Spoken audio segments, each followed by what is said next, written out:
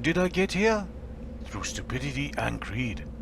I had heard many stories of wealth concerning a caravan passing through a town that really was no more than a watering hole. So I followed it. Who would not have done different?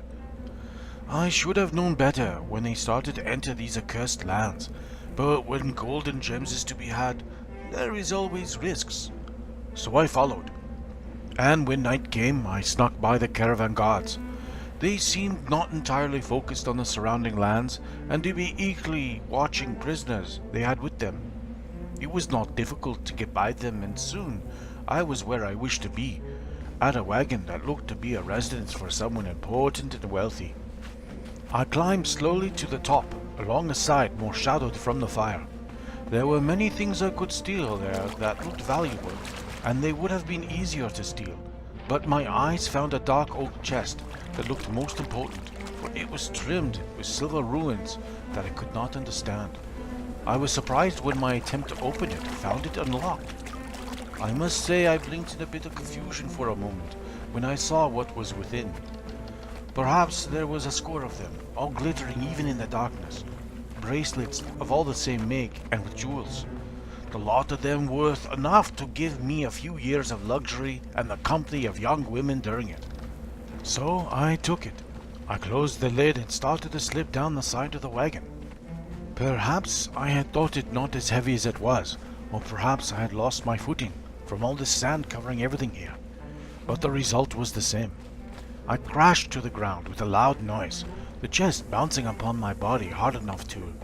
Did I say already the lid was unlocked? Ah, yes, I did.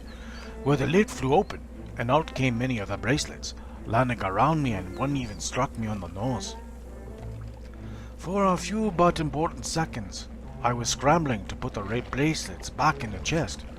For a few more and just as equally important seconds, I got to my feet with the chest and started to run, doing so slower than usual with a burden in my arms. For a few seconds, I thought I was free. I would like to say that I put up a fight, but I don't like lying, so I'll leave it at that. When they dragged me back, I was not conscious. I hold nothing against them for that. They were guards, and I was a thief that had managed to sneak into the camp they were supposed to guard. It was the pain of the lashings, as they bound me to be crucified, that woke me the next day. The priest, I think he was a priest, came before me and said some words about my fate and how the gods loved irony. That I was now wearing one of the bracelets I had wished to steal, this priest pointed out to me. And that my fate would be to join the cursed rather than be given a quick death, so I may know suffering. And that is how I am here, stupidity and greed. And the gods like to laugh at the folly of mortals, surely plays a part in it.